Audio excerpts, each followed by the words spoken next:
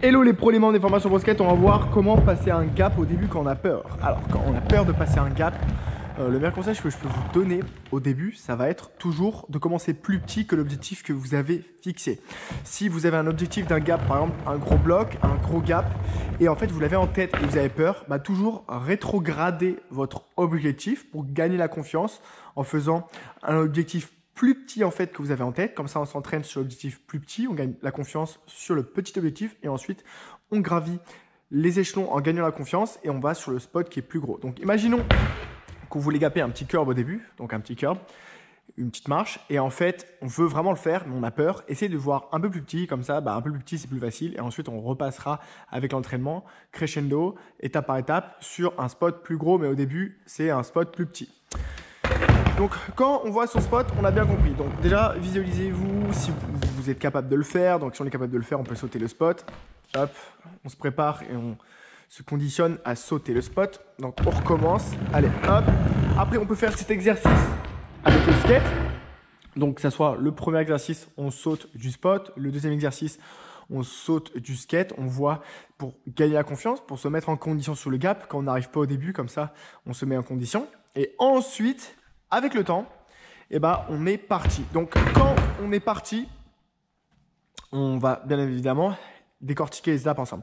Alors, quand on va partir, il faut bien visualiser un bon petit ollie. On ne va pas faire un gros ollie, mais avoir le bon équilibre sur un ollie. Pourquoi? Pour savoir qu'il faut lever sur l'arrière, mais pas trop. Quand on arrive sur un gap, c'est pour ça qu'il faut avoir un peu d'entraînement avant de se lancer en gap, parce que si on met le poids trop à l'arrière, là, on va piquer. Et en fait, si on met trop vers l'arrière, on pique, et ben le problème, c'est que là, ça va bloquer. Donc, c'est pour ça qu'au début, il faut mieux commencer à avoir des bases solides dans les vidéos précédentes avant d'arriver ici. Donc, si vous ne vous sentez toujours pas de faire le gap, je vous laisse aller voir les tutoriels juste au-dessus. Et si vous vous sentez de faire le gap, on avance ensemble sur le gap. Donc, quand là maintenant, on a le gap et on galère, et ben qu'est-ce qu'on fait? On part à fond, mais avec des bonnes solutions. Donc, la bonne solution, c'est le bon équilibre. Donc, bon équilibre toujours, ça va être le bon équilibre que je vous recommande. Cette position-là, elle est parfaite. Pourquoi? Parce qu'en fait, le fait de mettre ses pieds sur les vis à ce niveau-là, on peut même laisser cacher juste 2 vis. On sera extrêmement bien en condition. On aura moins peur du danger. Et surtout, on sera prêt à réceptionner et pas prendre grand risque à la replaque que si on est trop écarté, trop serré. Là, on va vachement être plus bancal. Et ça, c'est vraiment important. Donc, quand on a bien compris ça, on part tout simplement. Quand on voit le spot, donc toujours pour se mettre en condition sur le spot et gagner la confiance, ça va être partir de plus loin. On roule et on attaque le spot. Donc ça, c'est vraiment important de bien comprendre. On se positionne et on y va. Donc là, le spot, il n'est pas très gros parce qu'on s'est entraîné avant. Mais si le spot est trop gros, on rétrograde et on va appliquer ce que je vais vous partager là sur un spot plus petit à votre niveau. Et ensuite, vous allez faire cet exercice pas mal de fois. Vous gagnez la confiance sur le petit spot et on arrive sur le plus gros spot. Donc, ce qui va jouer le troisième exercice pour gagner la confiance, ça peut être pas mal. C'est en fait se positionner là sur le spot et voir si ça semble gros ou pas. Pour savoir si on peut se mettre en condition ou pas. Comme ça, là, plus facilement, on peut voir qu'on peut se mettre en condition. On va gagner la confiance. Et comme ça, c'est mieux que si on part de tout là-bas. Donc, on se repositionne. On part de plus loin. C'est vraiment important de comprendre quand on veut faire le gap. On ne se positionne pas là pour faire le gap. Parce que là, on se met en danger. Donc, toujours, on part de plus loin. Allez, on remonte. On prend son élan. Et on y va. Alterner avec tous les exercices. On ne va pas trop forcer. Par exemple, là, vous voulez faire le gap, on peut recommencer et revenir en sautant pour se remettre en condition.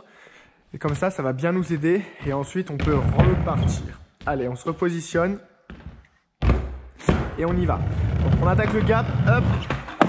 Alors, on n'est pas obligé à la base de faire un ollie. On peut simplement lever. Donc, à votre sauce, il y a des personnes qui préfèrent le ollie et des personnes qui préfèrent lever. C'est vraiment en fonction de vous, ce que vous préférez. Comme ça, je partage les deux solutions.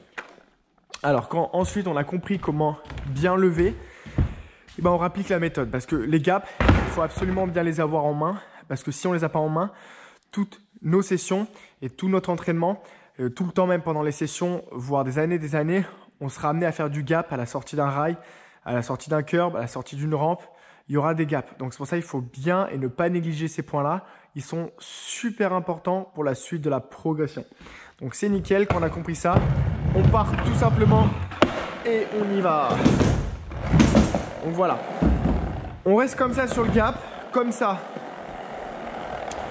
On fait tous ces exercices, on ne va pas forcer, mieux vaut mettre une semaine par exercice. On fait pendant une semaine tous les petits exercices. On force pas trop sur le gap, mais on reforce sur l'équilibre, le ollie, les déplacements, tout ce qu'on a pu voir ensemble. Et on alterne avec tout ça. On reste pas que focal sur un seul truc. Il faut d'abord travailler toutes les bases, étape par étape, qu'on a travaillé ensemble pour gagner la confiance, pour gagner l'équilibre, pour avoir un meilleur équilibre. Et ça va nous aider pour la progression. Et c'est comme ça qu'on aura des meilleurs résultats. Donc, on se repositionne. Après des semaines et des semaines d'entraînement, on est prêt pour le gap et on le fait à tous les coups, on le fait tout le temps pour gagner sa confiance. Donc hop, on est parti, on lève pas trop et on amortit bien. Alors c'est important de bien comprendre qu'à la replaque, il faut bien amortir parce que si on n'amortit pas bien à la replaque, et ben le problème c'est qu'on aura un mauvais équilibre. C'est pour ça qu'il faut bien amortir à la replaque pour ne pas avoir ce genre de problème.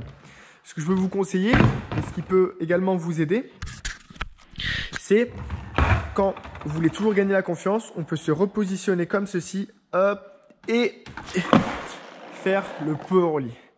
Si vraiment le power ollie, c'est trop compliqué pour vous, on refait les exercices précédents et on va faire un tutoriel power ollie pour gagner la confiance parce que c'est pas une figure indispensable, mais pour gagner la confiance, gagner la progression, c'est pas mal. Donc c'est pour ça qu'on va travailler le power ollie dans les prochaines vidéos de la formation.